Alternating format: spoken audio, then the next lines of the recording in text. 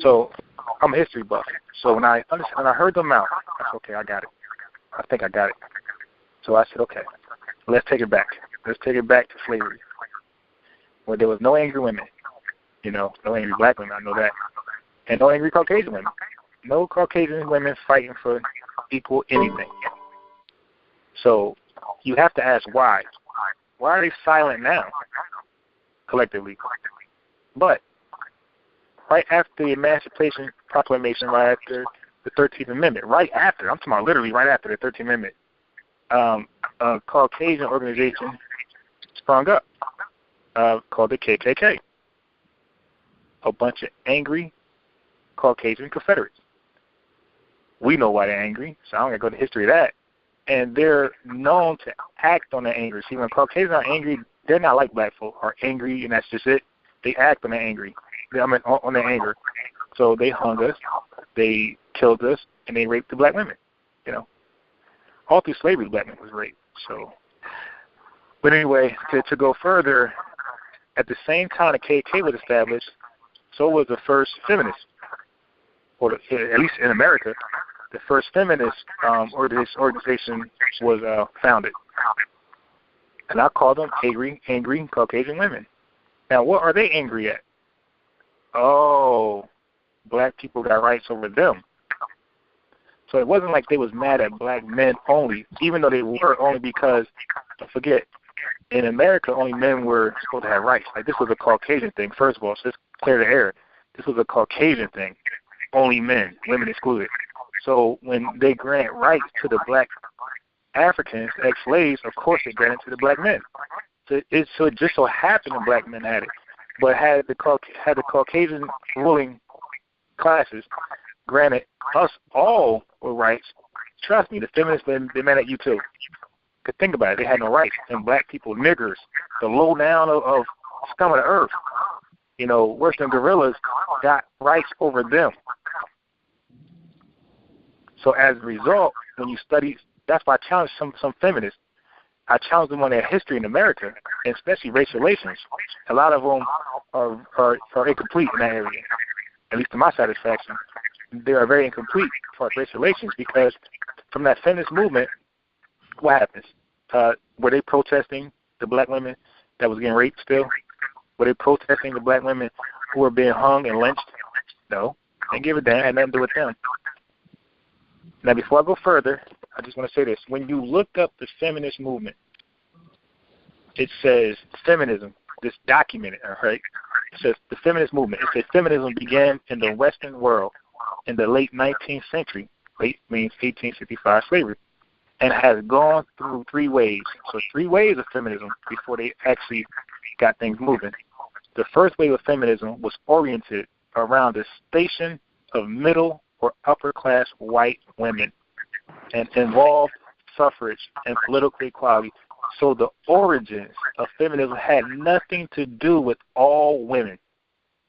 It was the elite, because they felt like they reached a status.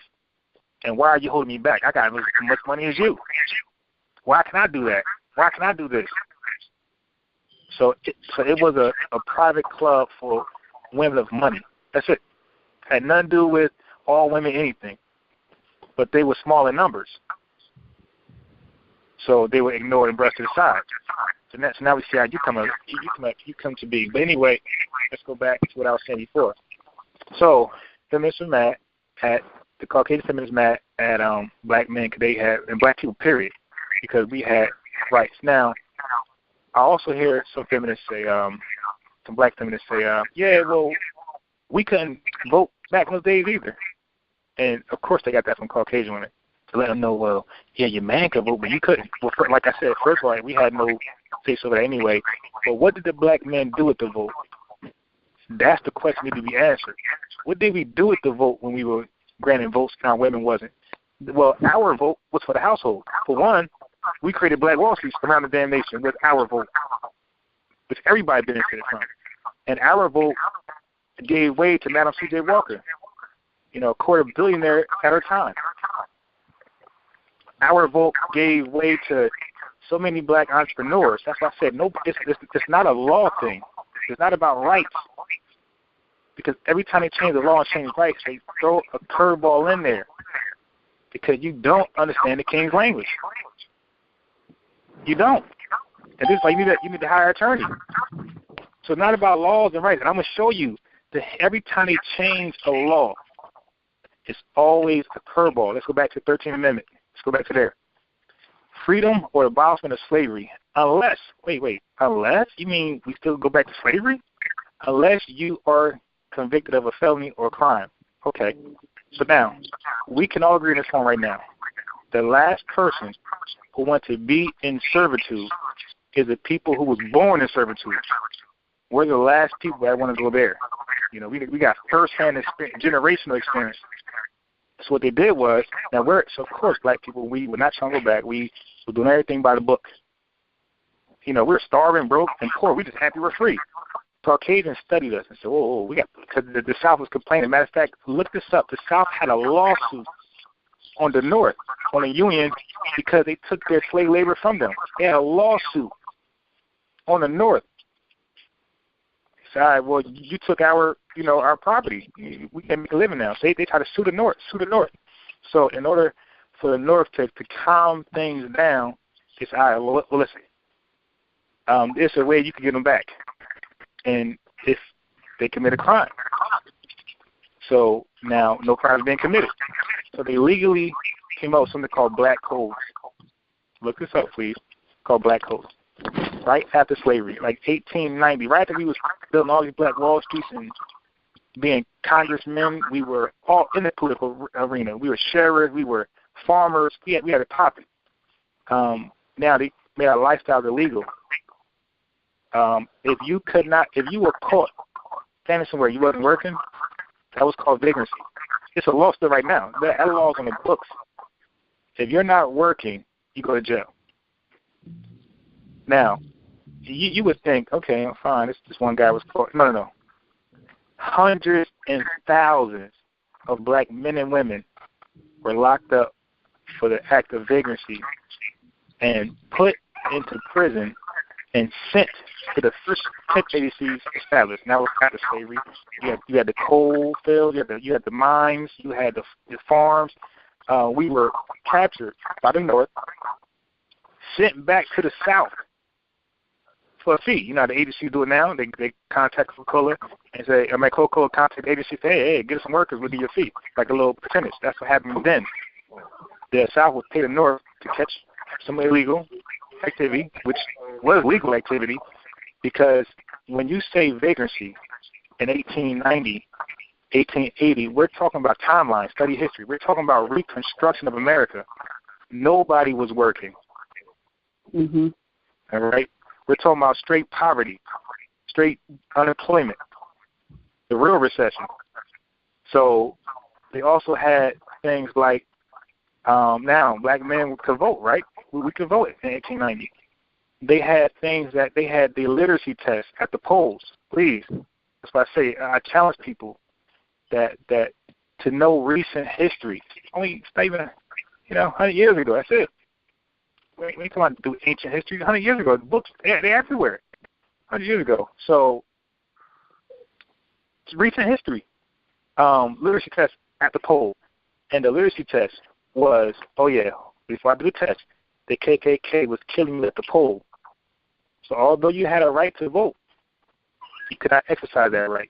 So that's what I'm trying to say. It's not about voting. It's not about it's Caucasian racism. That's it.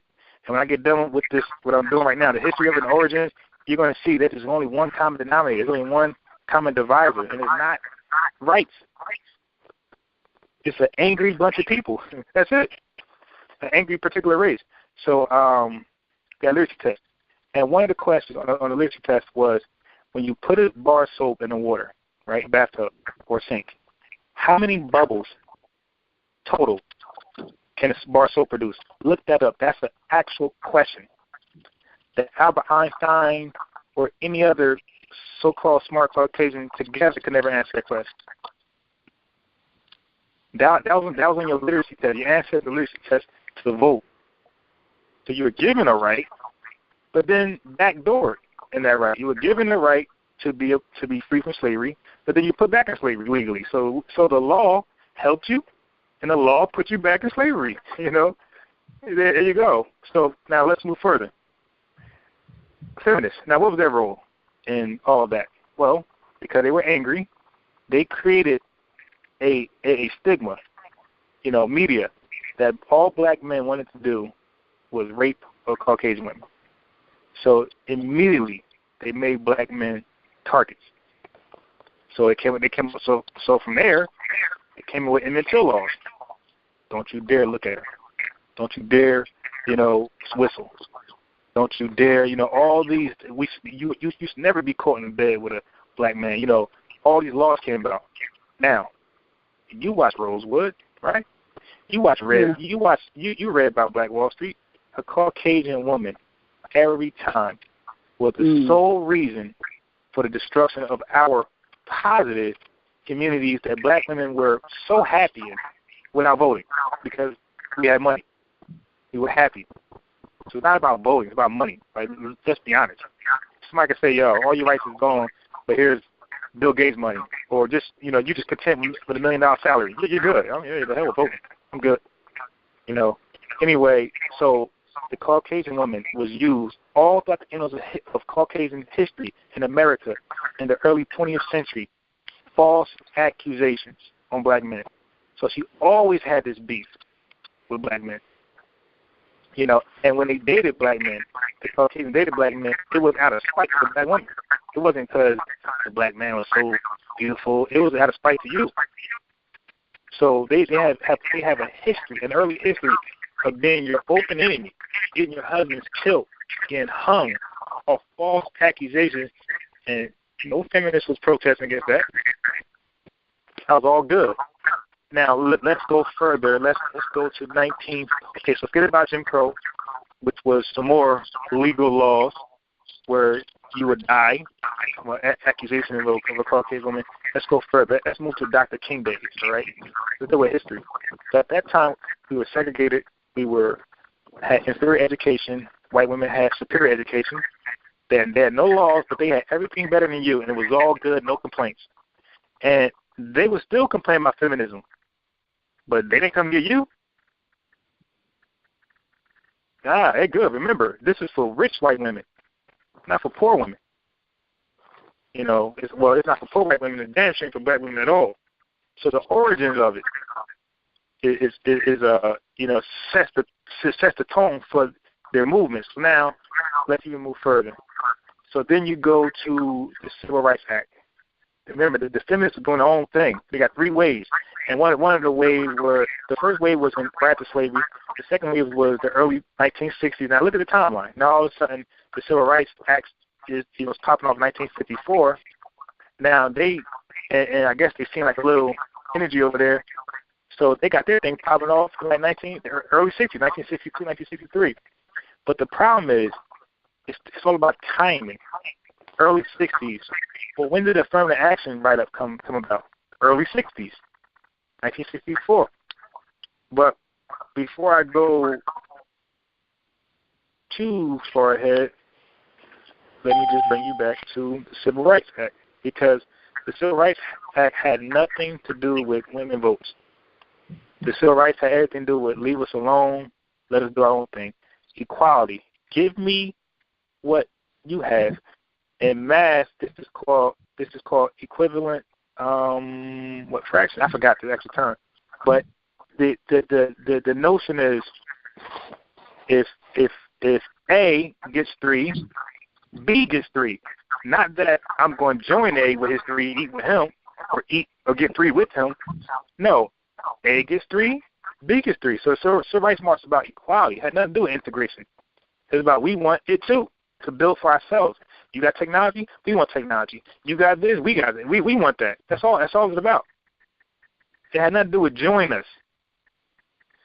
So and it was all based on racism. It had nothing to do with a particular sex, problem. Because racism affects you now, it affects you then. Abracadabra. Dr. Claus said abracadabra. Feminism is gone. You got rights now. But you still getting profile. Your son's still getting murdered.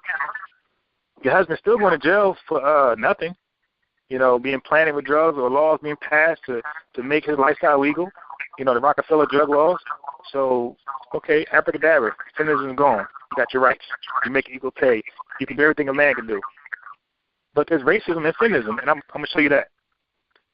And that's why I said you can't win when you include them. Only yourself. Black only. So, African American civil rights, 1954 to 1968. Affirmative action was 64. Now, just a little definition, a little summary of what the civil rights was all about. It was a late 60s, well, it ended in the late 60s, but it was encompasses with social movements in the United States whose goals, we talked about earlier, LaQuinta, they had goals, whose goals were to end racial segregation and discrimination against black Americans, not just black men. So when these radical feminists say, no, you're doing this, you're doing that, we want this, well, you're being selfish, because we want it too. And we marched, we didn't say for black men only, we said for you, for black people in general. So against black Americans, and to secure legal recognition and federal protection of the citizenship rights enumerated in the Constitution and federal law. This article covers the phase of the movement between 1954 and 1968. And I'm glad that Sister LaQuinta mentioned the term minority, because I was asked to define it. But I'll define it. And you guys could type it in yourself. Minority group means this. It means one or more observable human characteristics, including, but not limited to, ethnicity, race, gender, wealth, health, or sexual orientation. But the problem is, the civil rights didn't include all that. The civil rights was all about race. Nothing else mattered. Matter of fact, race indicted all those other, all those other attributes, all those other complaints. If you're black, if we're marching for racial segregation to end, then we're marching for race, gender, wealth, health, and sex. If you're black, you're one of those. You're going to be wealthy. You're going to be a woman or a man. You're going to be sick or healthy. And because you're black, you're barred. Right? So now we know a minority group is. It's anybody. It's just anybody, really. It's not for a particular person. But the slander of the name is referred to black people. When you think of minority, it's always black, black, black, black, black. That's why I said we got to pay attention to these key words. But minority really means everybody and black that fits this, So it's not a word game, but the media would never say minority group referring to anything or anybody other than black people. They keep the world thinking minority and black is synonymous. So even yourself, when you hear your leaders or your self-talk, you'll say, in the minorities, you're literally talking about black folks in your context. But you're saying minorities like it only implies black folks. When you know, or you should know, it don't. And Dr. Claus said never use minority. It means you're the loser.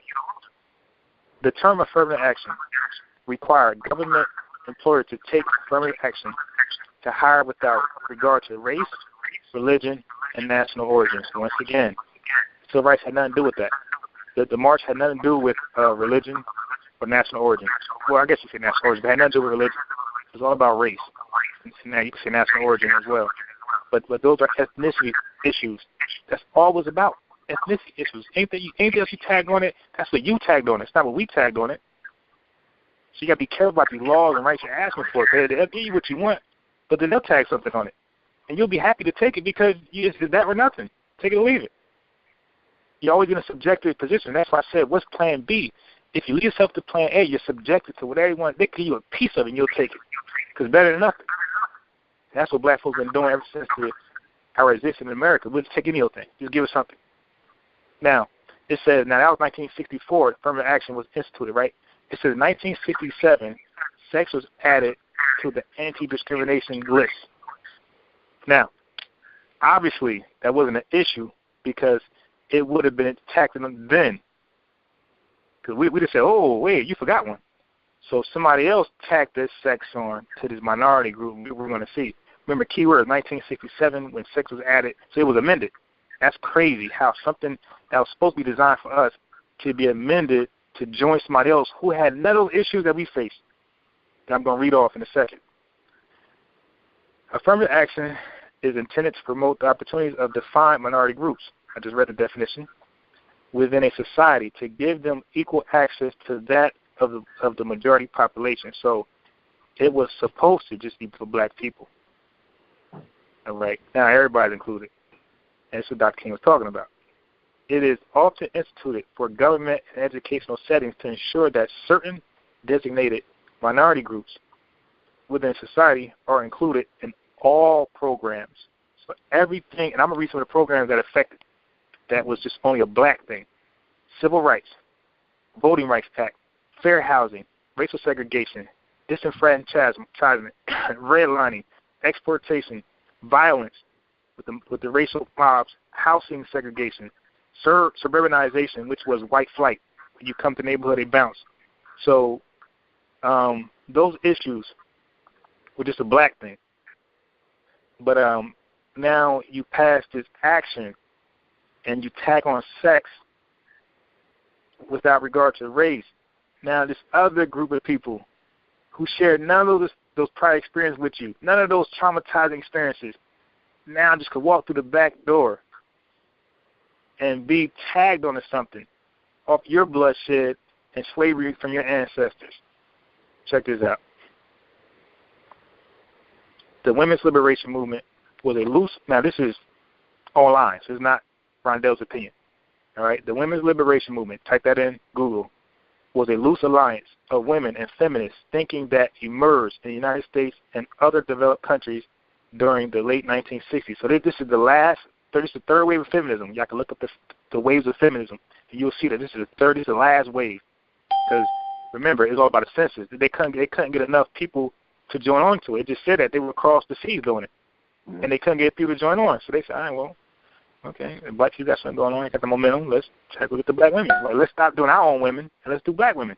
Maybe they might, because the white women obviously wasn't buying it. You know, so they said, okay, well, let's try the black women then. You know, let's go over there and see what happens. Anyway, was a loose alliance of women and feminist thinking that emerged in the United States and other developed countries during the late 1960s and persisted throughout the sex was added in 1967. And it said this third wave of liberation movement was created in the late 1960s. Is that a coincidence? The third wave spring up, and guess what? Hey, tag us on.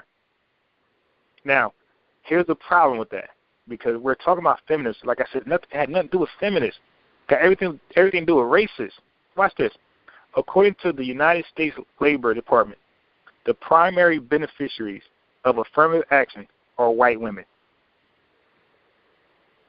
What? You mean 10 years of marching, Washington, civil rights, getting shot, husband died, children hung, kidnapped, churches bombed, and you come from the back door? Nobody killed you. You know, you got deprived of rights, I guess, but nobody killed you. Nobody traumatized you. Nobody told you you'll never be nothing in life. And you could come in the back door and be the primary beneficiaries of affirmative action? And you want my sister to join that? To be your footstool? To help you with your senses? To act like this movement is larger than what it is? You drive the bus and we're the backseat riders? You know, we're the black women. We're the Rosa Parks of the feminist movement. Anyway, the Department of Labor estimated that 6 million women workers are in the higher occupational classifications today than they would have been without affirmative policies. And Caucasian women are the benefactors. That's what I'm trying to say. Stop including everybody. If you want to be a feminist, black feminist, you do it. Start your own movement with black women, campaign, equal rights. I'm pretty sure black men will be behind that. Now, all this, I don't need a man type stuff, we ain't with that. But if you just all about rights, equality, and respect, dignity, like what man will have a wife and be like, nah, you know, I ain't supporting that. Like, come on, really? That's not realistic. Okay, I'm almost done. It says white feminists did not protests. Oh, yeah, the housing segregation. I already talked about that. So it's going to go into that. All right, women. This is when you look up affirmative action. They got a section called women. Go Wikipedia affirmative action. They got a part called women. It says several different studies investigated the effect of affirmative action on women. Kurtulis in 2012, in her review of affirmative action and the occupational advancement of minorities and women during I thought women were the minority. Now it's separate. So now you know you're talking about minorities and black and white women. So, but anyway, and the occupational advancement of minorities and women during 1973 to 2003, 30 years, show that the effect of affirmative action on advancing black, Hispanic, and white women into management, professional, and technical occupations occurred primarily during the 1970s and early 1980s. Okay? Becoming a federal contractor, this is Reagan passed a law, so becoming a federal contractor increased white women's share of professional occupations by 7.3% on average during the 3 decades. White women 7.3, black women 3.9. They doubled you. They doubled you as far as advancement, and they double-decked you as far as playing you out. Like you was really down with this movement. It was like I said from the door, it was all about rich white women becoming liberated. Had nothing to do with you. You were the stepping stone. And I know that's a harsh reality, but that's the truth. You're a stepping stone. So I'm done with all that, and I just want to read this last thing because we're fighting laws and we don't know history. Write this down and look it up, people. Kerner Commission. And we're going to see if laws and rights and voting help anybody because we keep hearing this. You got to vote. You got to go in politics. You hear all these fabricated, superficial answers because they heard Dr. Claus somebody quote that Hidden Colors. Now yeah. Okay, that's their opinion. But I go with history, though. I go with history over opinion. I don't know about y'all, but I go with history over opinions. Kerner Commission. Check this out. And then I'm done after I read this. It's called the Kerner Commission Report. The National Advisory Commission on Civil Disorders, known as the Kerner Commission, after its chair, Governor Otto Kerner, Jr. of Illinois, was an 11-member commission established by President Lyndon B. Johnson to investigate the causes of the 1967 race riots in the United States and to provide recommendations for the future. So affirmative action been in 3 years later, we still have race riots. So see that wasn't a solution for us at all. Still race riots. Findings of the report. Appointed by Johnson to serve as the commission's executive director, David Ginsburg played a pivotal role in writing the commission's findings. The commission's final report, the report of the National Advisory Commission on Civil Disorders, or Kerner Report, was released on February 29, 1968. After 7 months of investigation, the report became an instant bestseller, and over 2 million Americans bought copies of the 426-page document. All right, let me get to the meat. They just doing some background and everything. Okay, the report berated federal and state governments for failed housing, educational, and social service policies. The report also aimed some of its sharpest criticism at the mainstream media. The press has too long. Look at this. The press has too long basket in a white world looking out of it, if at all, with white men's eyes and white perspective. Okay?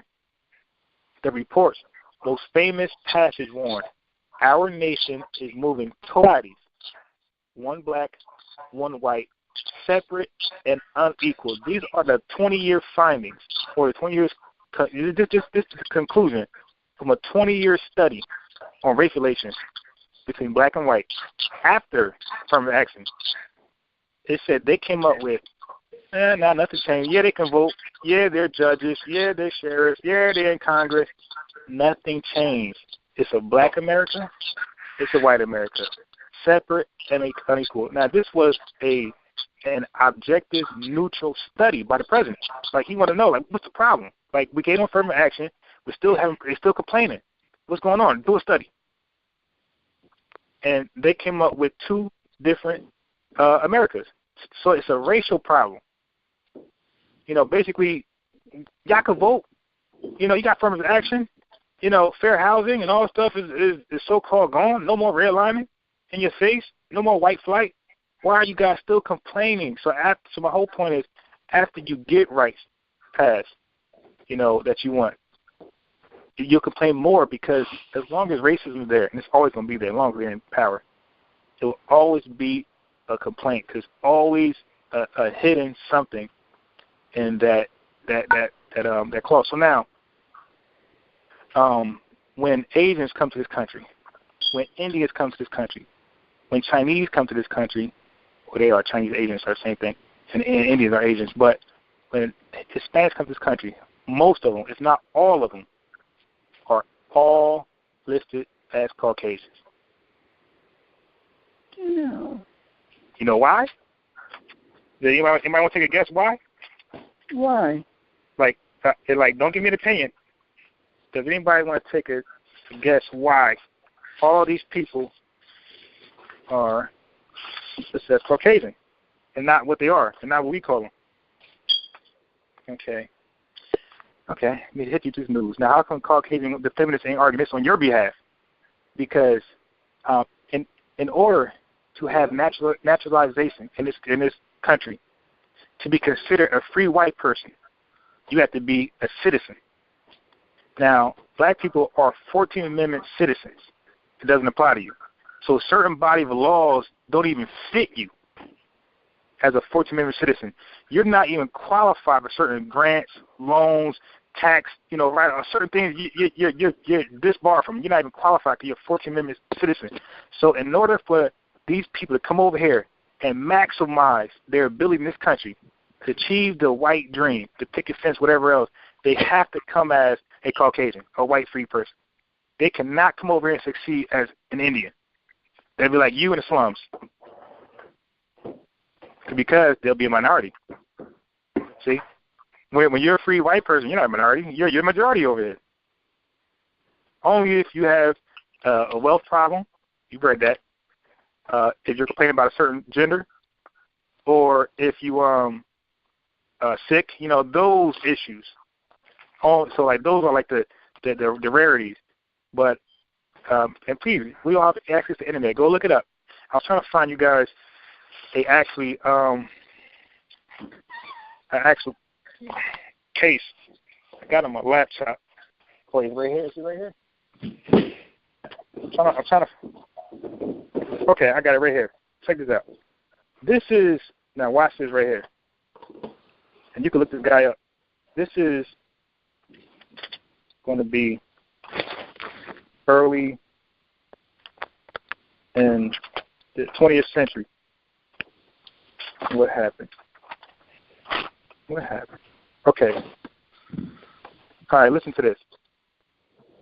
This is, I study all type of history, and right now I'm studying Indian history because I got a lot of Indian clients for one, so it's like respectful to know their culture. In 1913, A.K. Mazumdar, you can look this guy up, became the first Indian-born person to earn U.S. citizenship. He convinced a judge that he was Caucasian and met the requirements of naturalization law that restricted citizenship to free white persons. 10 years later, they found out they changed that law and they kicked him out of that whole society. So yeah, so you can't even be naturalized. So you have people like the Moors that talk about naturalization. You have people like the Native American Indians that are naturalized. You have people like Dr. Ali. You're fighting for a right that cannot apply to you because you're not a naturalized white person. You'll be at the butt end of everything passed for feminists. At the end of it, you're not a natural citizen. So there's only one solution. Come back to your own. That's it.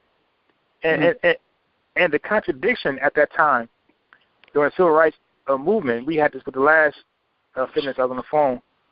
The contradiction on the feminist behalf, especially black ones, is that there was more than one alternative if you wanted rights. Because you had the black women run to the white feminists. Wait, why didn't you join the Nation of Islam? Who was doing for themselves? Like, the women that joined there were great. Like, there's no Nation of Islam law that women can't do something. She got every right as a man. She can own a business. You know, you got that going on right now. So, like, that was a contradiction. When it was something, an alternative solution for you that was very successful, that had a large impact on black America, this movement ever could do, and you wouldn't been at the back end of it.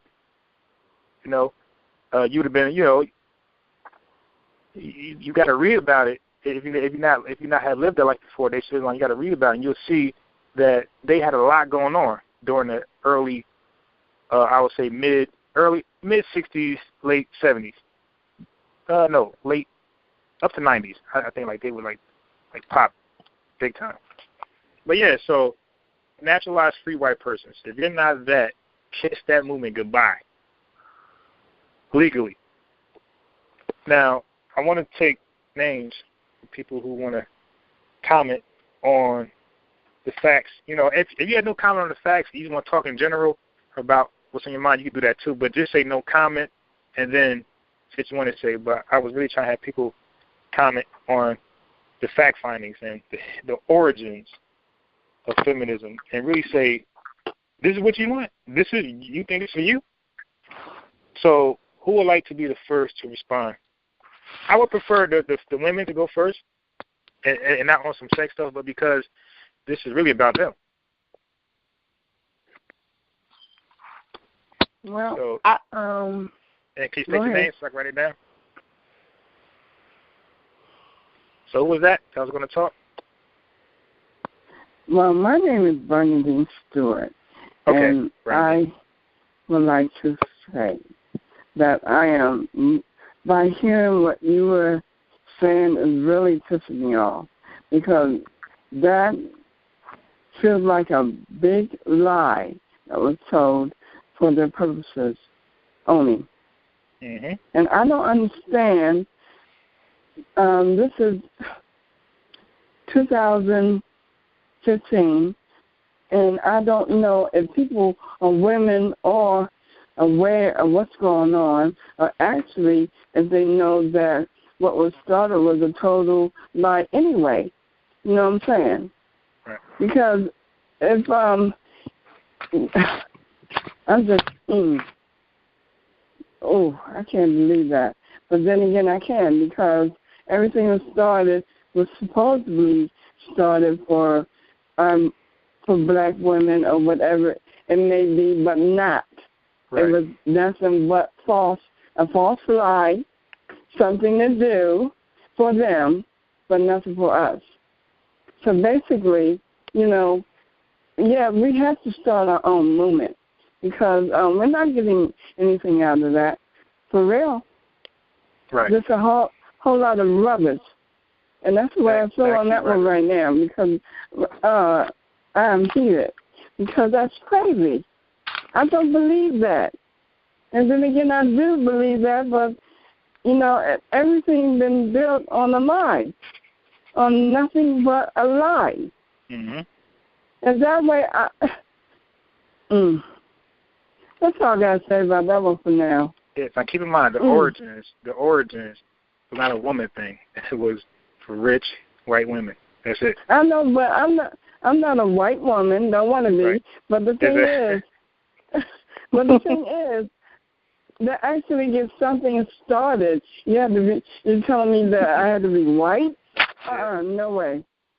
And that's going to happen. Every person comes to this country, all those foreigners are listed as Caucasians. Damn near every last one of them. I got Indian clients; they are Caucasian. On I talk to them, and like you can look it up and see for yourself. I think it's on the birth certificate. It says Caucasian. And as a matter of fact, if then you got relatives that's officers like I do. I got relatives on the police force. When they lock up an immigrant, like we got a lot of Spanish immigrants here, and they lock them up. when they fill out who they are, they write down Caucasian. Legally, they have to. They write down Caucasian. So, so this is what you're joining. A movement is not even for you. You're not a Caucasian, free white person. Okay, so that's Bernadine. Would another sister like to say something? I'd like to make a point. First, I'd like to commend you. This is LaQuinta. I'd like to commend you on how you tied everything together. The information you said, I already knew, but it's nice to see how you tied it in. There is a quote from The Art of War that I always stick in my head. I'm ex-military, so military strategy is something I'm quite fond of. Right. And this quote, he goes, all war is based off deception. Right. And the deception is just going back, and I'm just going to give a quick synopsis of what you said. This really was about the feminist movement actually starting was not necessarily like you said in the beginning, the war with us. It wasn't even it was their issue with black men. Right. And that war, the deception is then they made their ultimate agenda a cloud of smoke, and really it was a deception. It was never about us. It was never about women, period.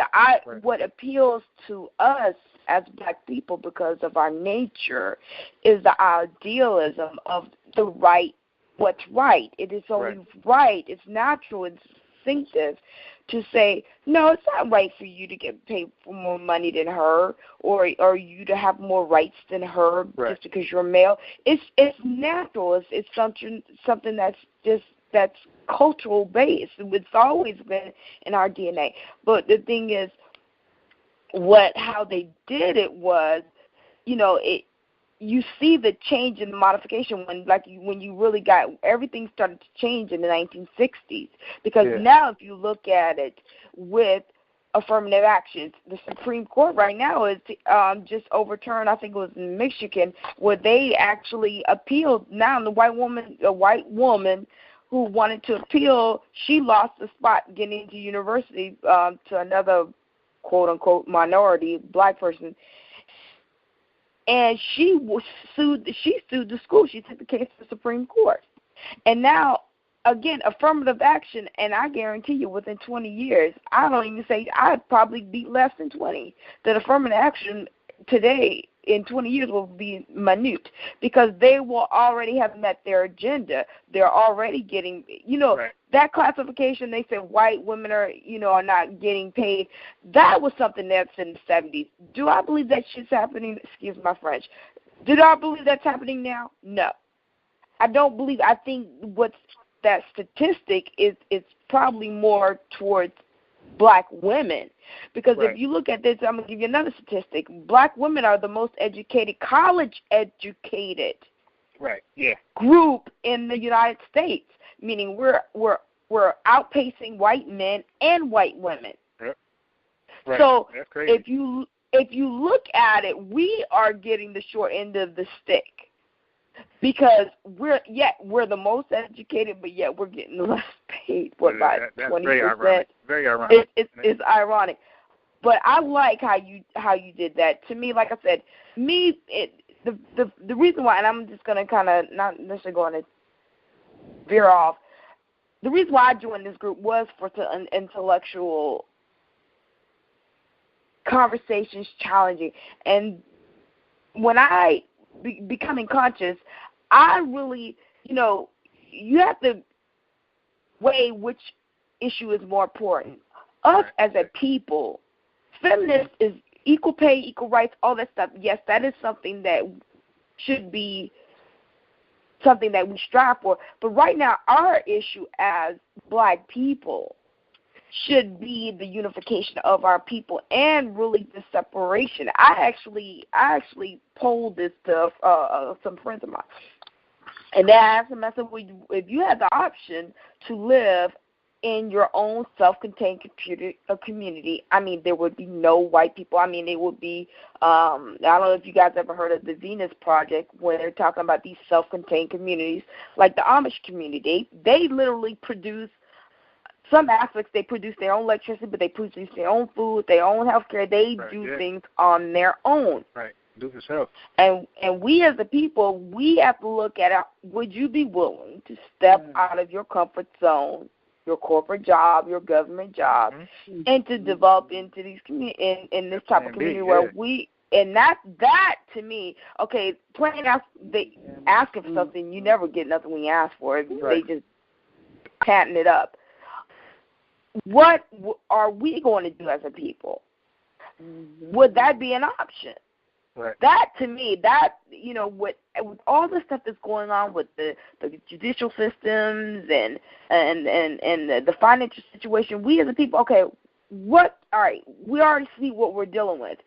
What is the most, even though people may not think it's feasible, that we basically put ourselves in an environment where we are in our own little area, meaning self-contained. If you want to sell a product to somebody white, go right ahead. But then again, you're in a self-contained community, and that in turn will resolve the issue with equal pay, equal rights. Because again, all African history I've ever studied is that they worked in a community-based environment. It was not.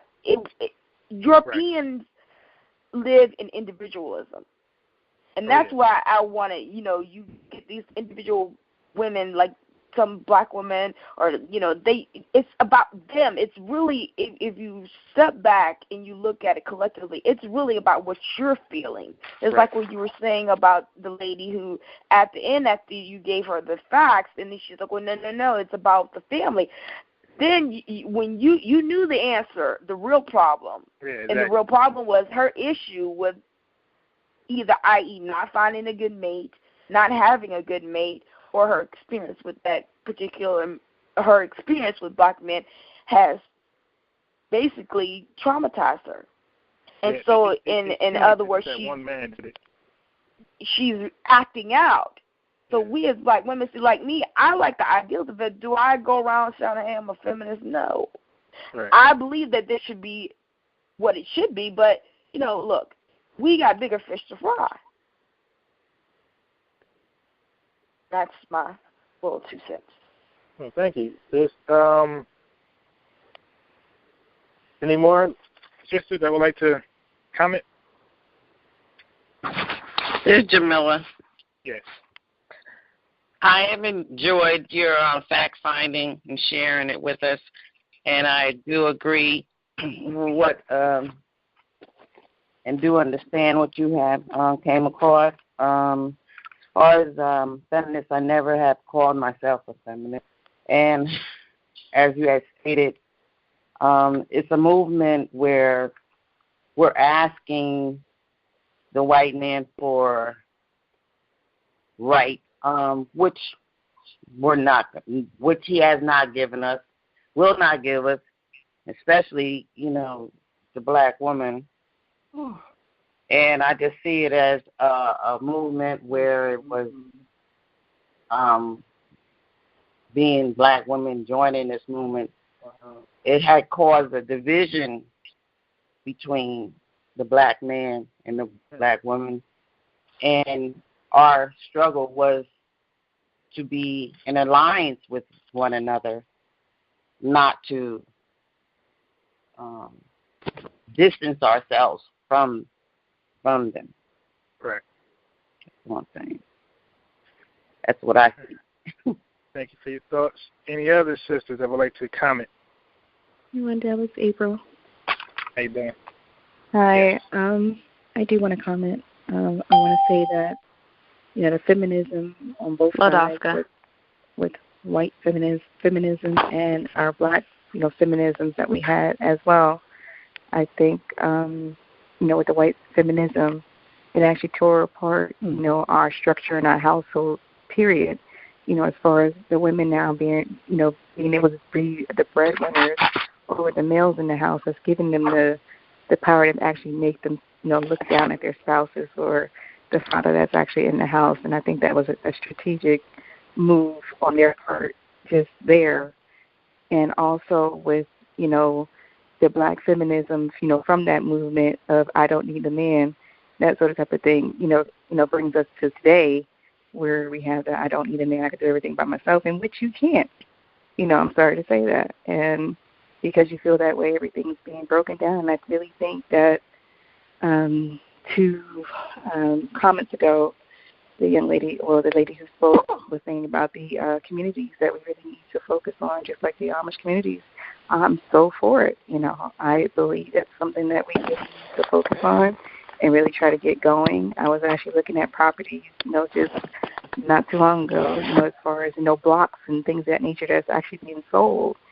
And that has made me so excited. Like, we can actually, pretty much do this. Or just like there was a place in California that had a whole bunch of land, like acres and acres and acres and acres, that was up for sale. And that was just one of the things that I was just like, wow, we could actually really have something like that, to have something that's our own, that we don't have to go to these banks and creditors and these court systems and all of this, do things on our own, make our own food, grow our own food.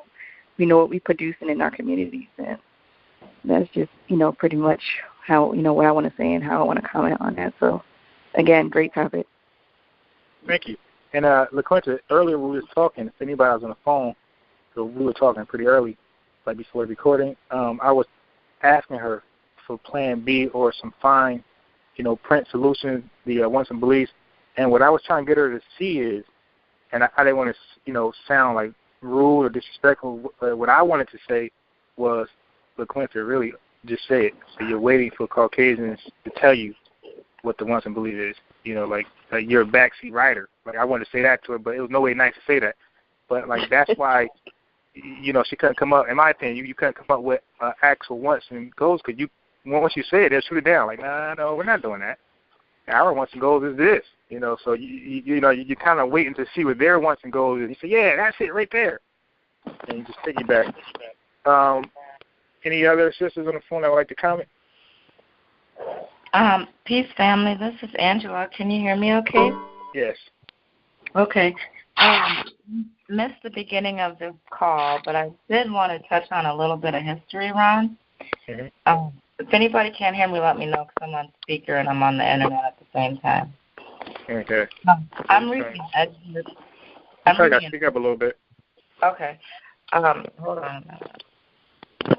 Okay. I'm reading an excerpt from a book, right? And it's a book by Jacqueline Jones, and the title of it is Labor of Love, Labor of Sorrow, Black Women, Work, and the Family, From Slavery to the Present. Because what I wanted to do was kind of take a look at what we were doing before this movement. What were we doing prior to Jim Crow, and what were we doing during segregation? Right. What is the black woman's role, right? Because we get to this movement, and you very clearly and distinctly identified the origins of that movement, but what were black women doing before we were dragged into this white women's movement?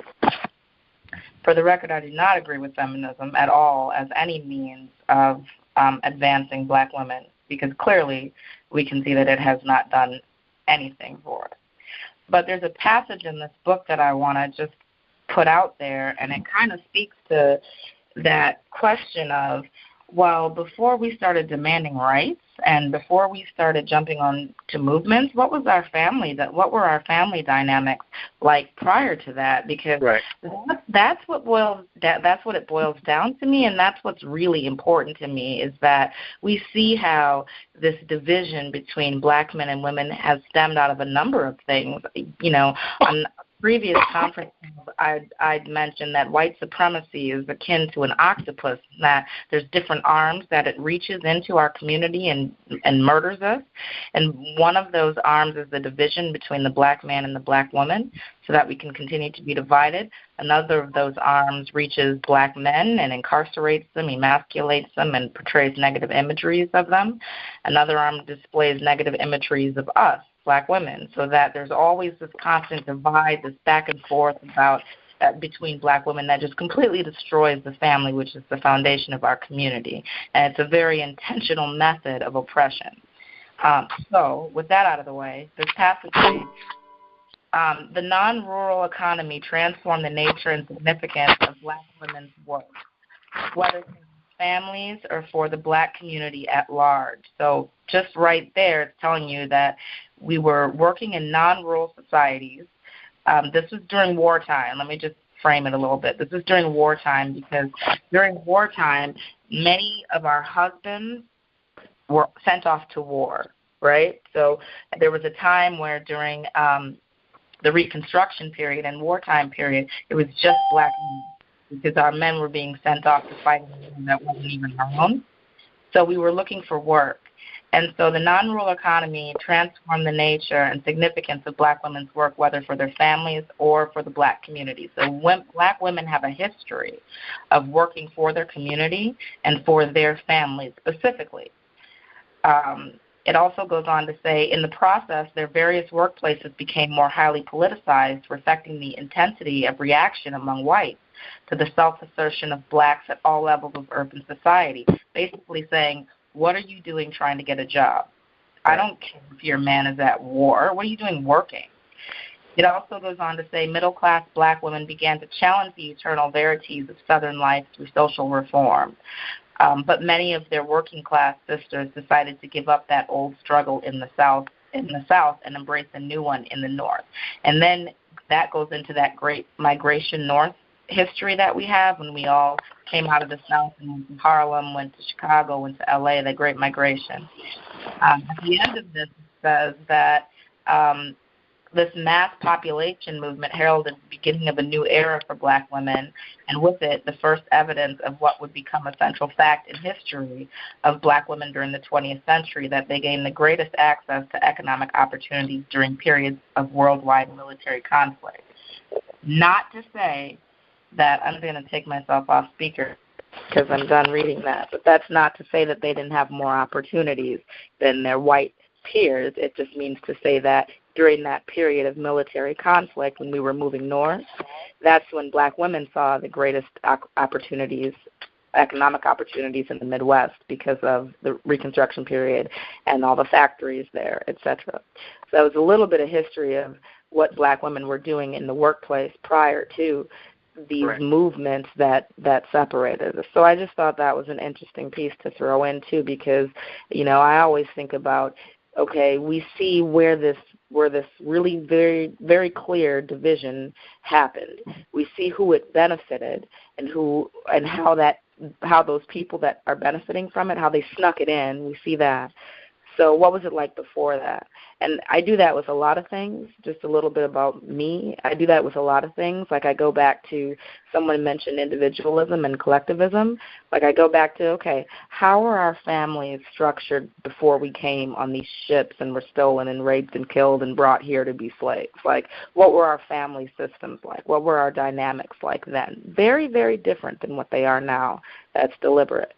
So I look at that to say that's a prime example, that collectivist society that we lived in, that is a prime example of how we can certainly come together as black men and black women now. It's just going back to, okay, where were we before we were, you know, hoodwinked and bamboozled and the Mayflower landed on us? Like, you know, going back to that I think is essential to curing, like, all of these divisions that we have amongst each other.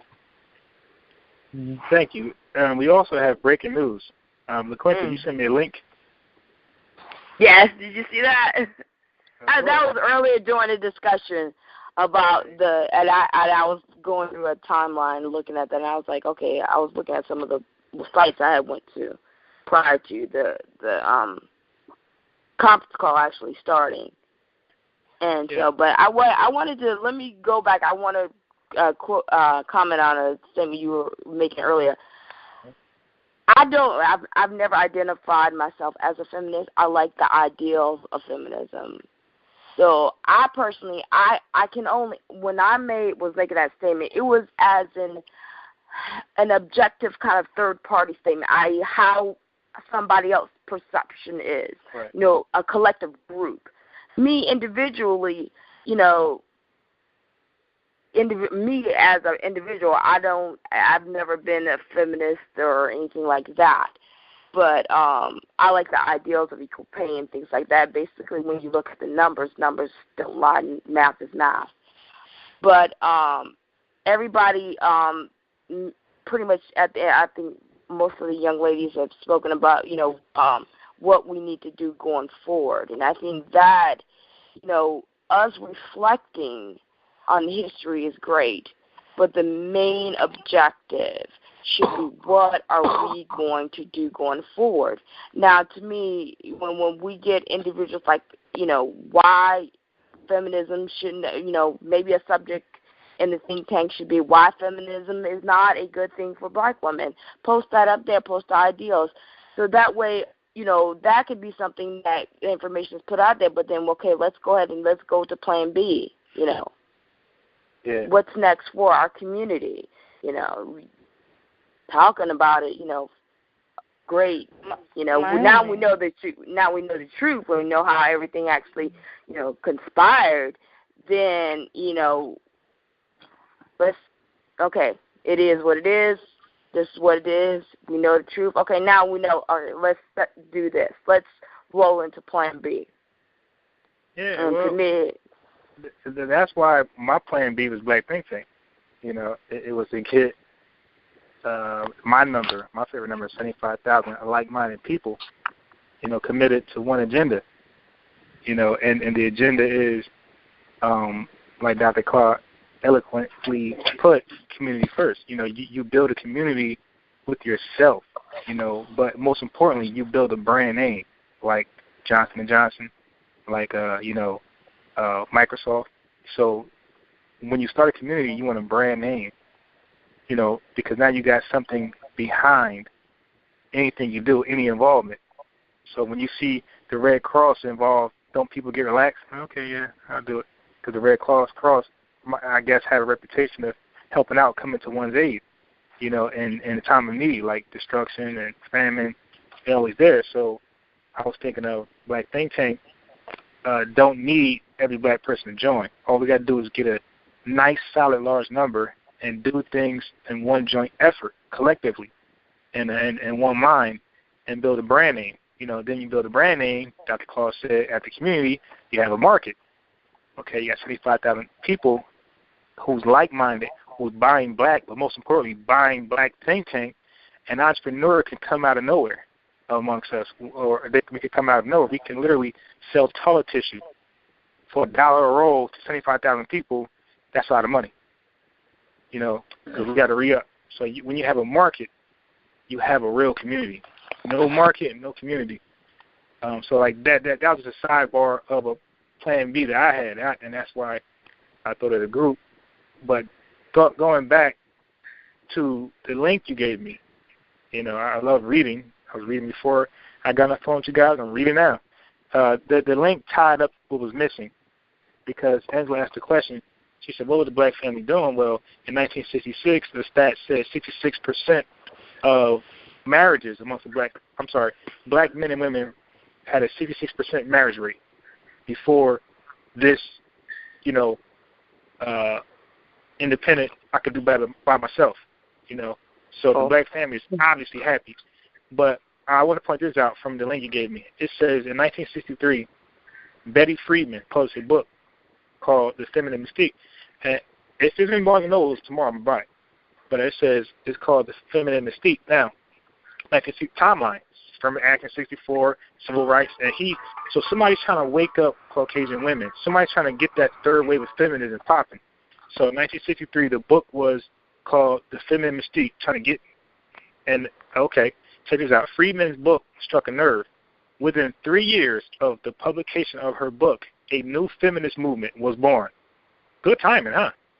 The likes of which had been absent since the suffrage movement in 1966. 1966, and we just said sex was added in 67. Mm-hmm. That's how much power he had. It took us 10 years to get something done. 1 year. In 1966, Friedman and others formed an activist called the National Organization for Women. Now was dedicated to the full participation of women in mainstream American society. So this was a gap filler. check this out. They demanded equal pay for equal work and pressured the government. So it had nothing to do with black women. And pressured the government to support and enforce legislation that prohibited gender discrimination. When Congress debated that landmark Civil Rights Act of 1964, which prohibited discrimination employment on account of race, conservative congressmen added gender to the bill, thinking that the inclusion of women would kill the act. Stop. That's it, 1966. Look what else happened in 1966 on the black side. See, that's why I said this was a connector. This was a serious connector. Look what's going on with us in 1966. In 1966, many blacks in SNCC developed concerns that white activists from the North were taking over the movement. Slam dunk. Wow. 4 in 1 year to go to movement. Hmm. Now, any other women before we get to the men? Any other women, sisters that did not speak yet? Okay. Any brothers that would like to add on? My name is Darwin. How y'all doing? How you doing, brother? I'm doing all right. I just, I like, everybody's input. From what I've just learned and by coming more conscious, I just know that we all got to learn. Anything the white man has put his hands in is just to keep us separated, for one. Right. And that's something that we all have to come to end. Because their whole agenda is to keep us separated as a black people. So that's one thing we have to understand first, and that's why I be very careful who, I talk to, because some people don't talk, walk the walk when they talk it. But my thing is, as far as my black women is concerned, is I'm fighting for the same thing you fight for, because I don't get paid the same pay as the white man in the workplace either. So I don't see why we should have a problem. And let's go back to say what Brandell was talking about earlier. We got the same issue as y'all, so why we fight? It's more, we get more to accomplish together. And that's all, I have to say on that.